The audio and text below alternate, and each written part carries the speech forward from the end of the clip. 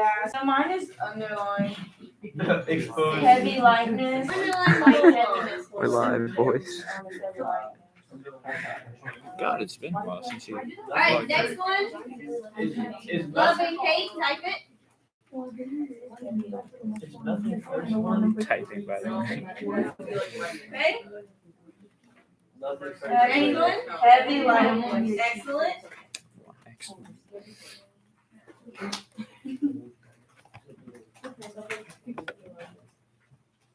Next one. Curious vanity. Correct. What? I thought vanity was like when you're looking at like you. But it's also kind of like Bang. silliness. Like it's just a silly thing to be concerned with.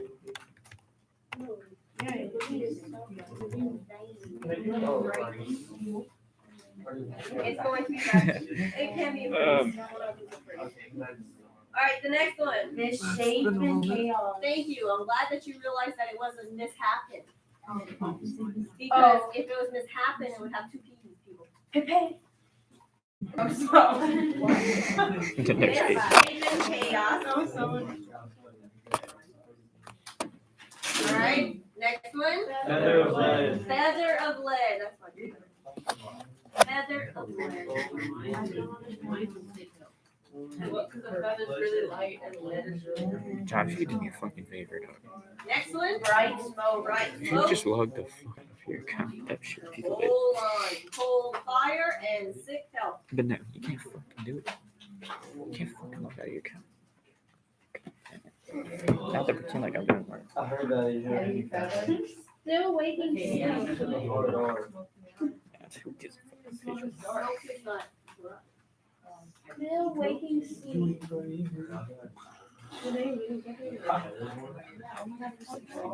And the last one.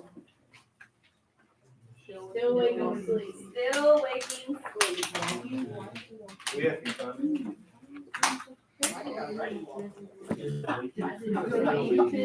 Still waking sleep. I don't appreciate you guys.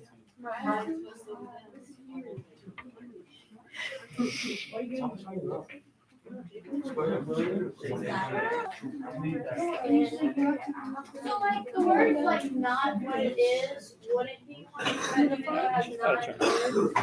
Yeah, that's not. It has to be like a thing. She go grab the marker right and make it.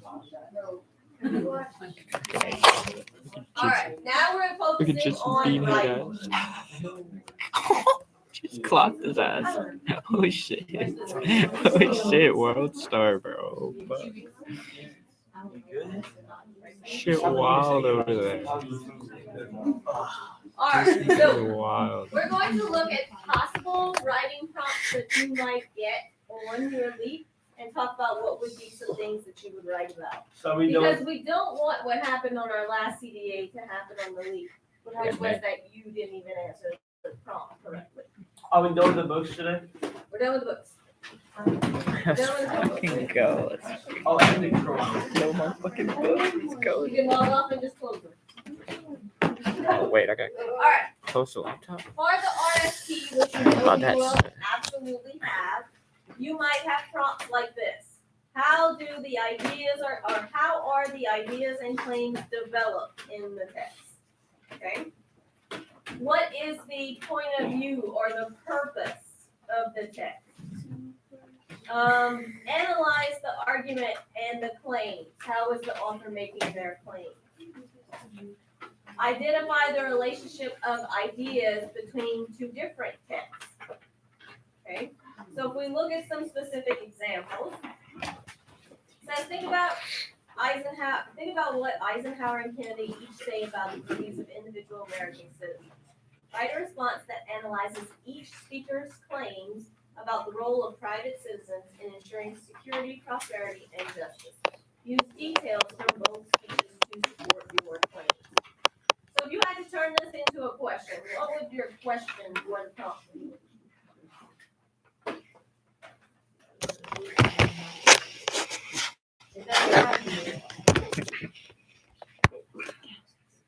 John, he didn't log out today. It's the first time in a long time. Come up with a question for this prompt.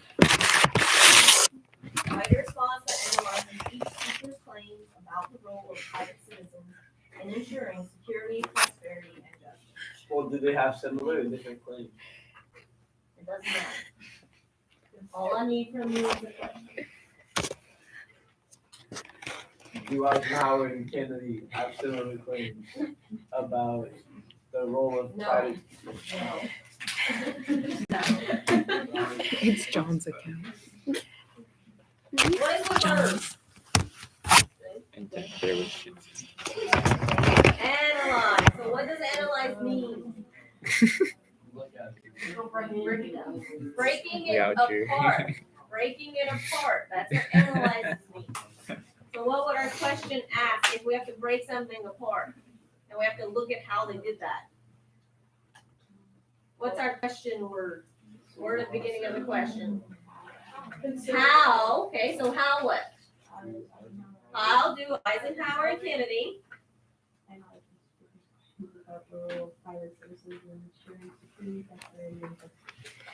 I could change up analyze. How do they show their claims about these things? Right? Okay. Let's see. What about like, Slavery. how do they?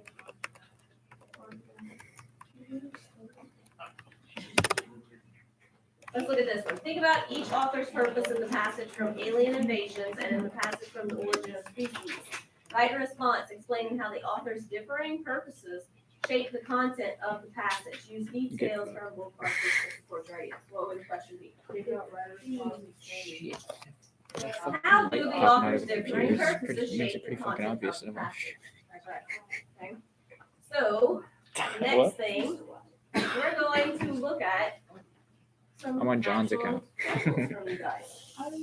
Wait, This was the CBA. This was- yeah, Oh. period. That's mine too. The prompt was, oh yeah, I made it. Yeah, just write an this essay fucking- analyzing how the points of view of the speakers in William Wordsworth's I Wandered Lonely as a Cloud and in Keats' Ode to a Nightingale are revealed through the figurative language used in each poem. Use evidence from both poems to support your analysis. So I have Wordsworth in yellow and then Keats in blue. So again, give me a question. What is the prompt asking? How does the figurative language show their point of view? Very good. Yeah. How does the figurative language express their point of view? Okay? Here's a score of 19. Let me zoom out so you can see what it should look like. Who made that one? Score of 19. If that's your right, it's all I have to do. Yes. Here is a score of 17. Okay. And the lowest score that we had in the class was a 15. Here's 15. Let's go, Matt. What do you notice just about the Let's go. list? They're different. Asia.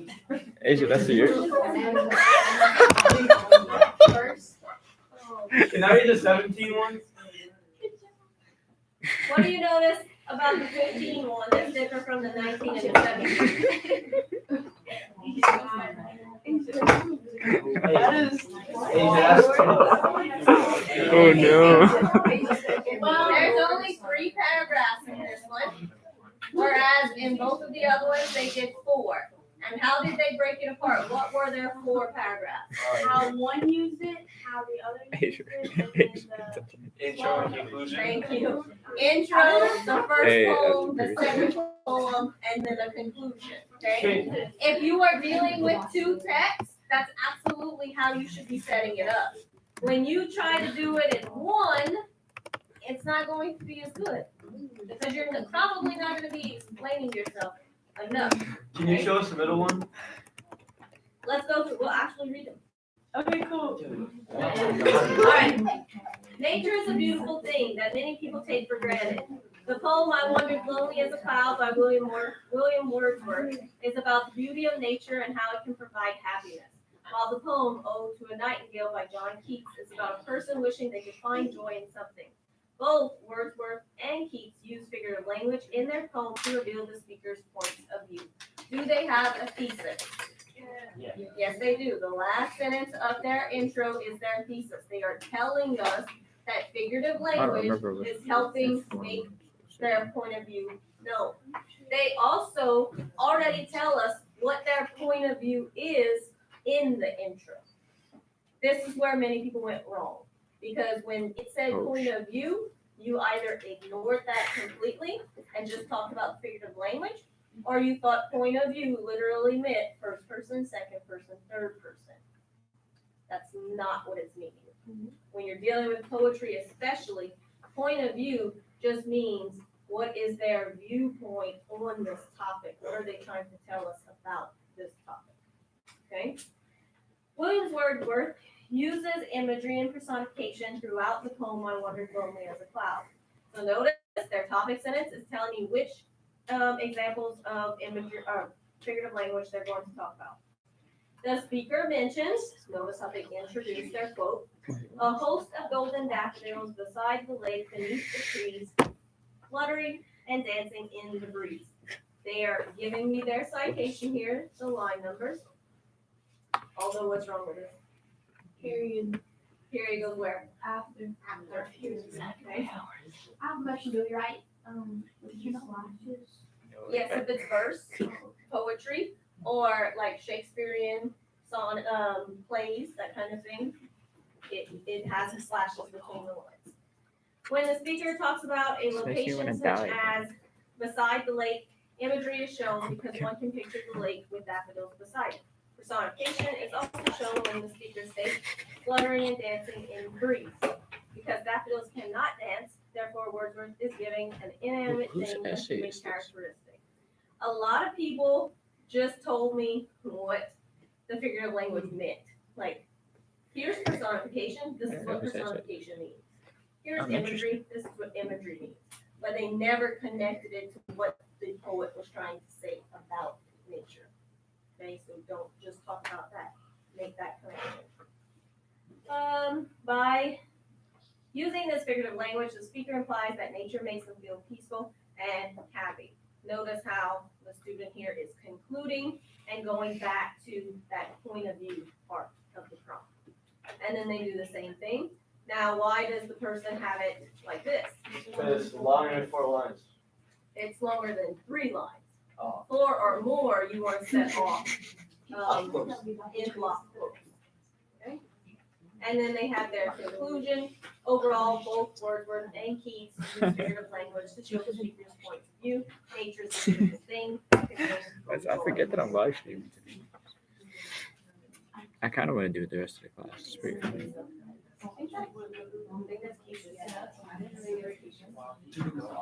Okay. All right, now let's contrast with the 15.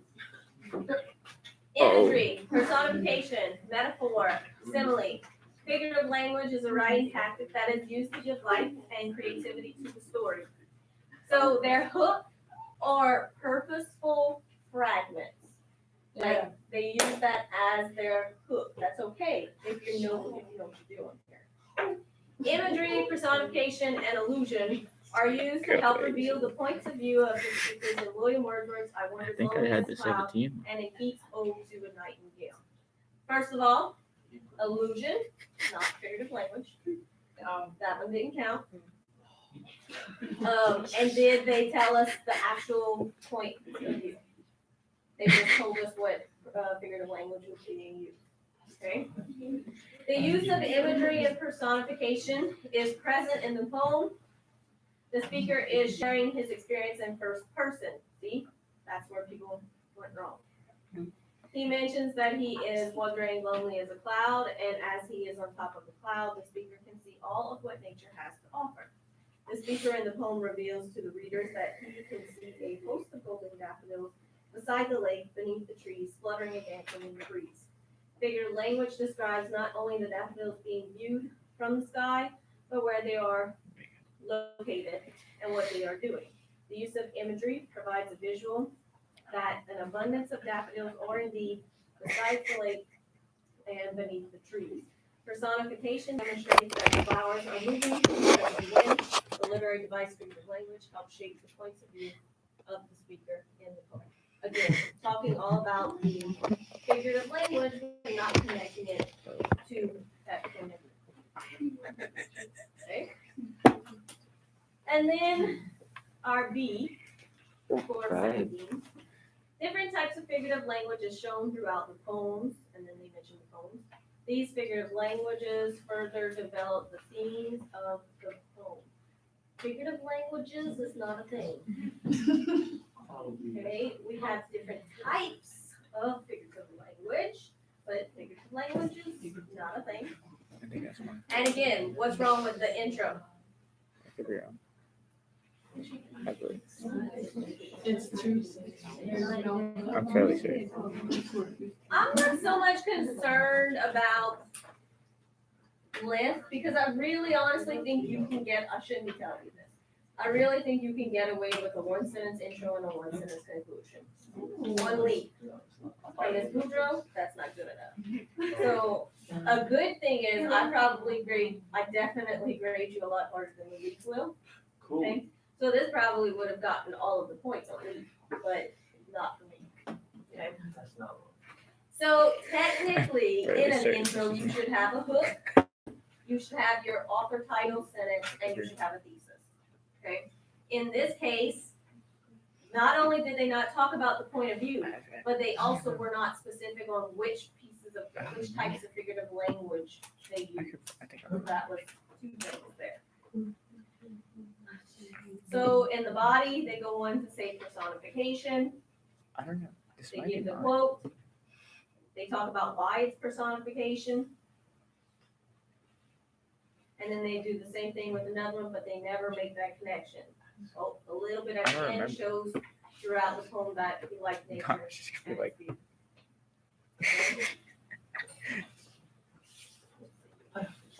what if she just like knows it? Nevertheless, the figurative language shows that some people love combination and admires their profound beauty, but others are too sad to enjoy the beauty of nature. See how in their conclusion, they're getting to that point? Do you think that it was as good as the first one? Which is why it was the beat. Their organization could have been there where they place things in the essay where they belong. Okay? Any questions about that? Can you show me what I got online? Like You really what? want me to pull it up in front of everybody? Yeah, I'm okay with that. Your mind. I mean, I know you the lowest. Yeah, I don't care if you show Bad thing mine. is it's gonna show everybody's scores. I don't care. I don't care. Hey, I also do not care. expose me. Expose us. Hey. You might want me to expose you, but some people. Let's take a vote. Let's take a vote. Let's take a vote. Who does not care that they are exposed? All right, nobody gives a fuck. Let's do it. Expose us. Yeah, I'm still on. Say hi to John's stream. Say hi, everybody. Oh my god. All right, bye, John. I have to go. I love you. Fuck me later.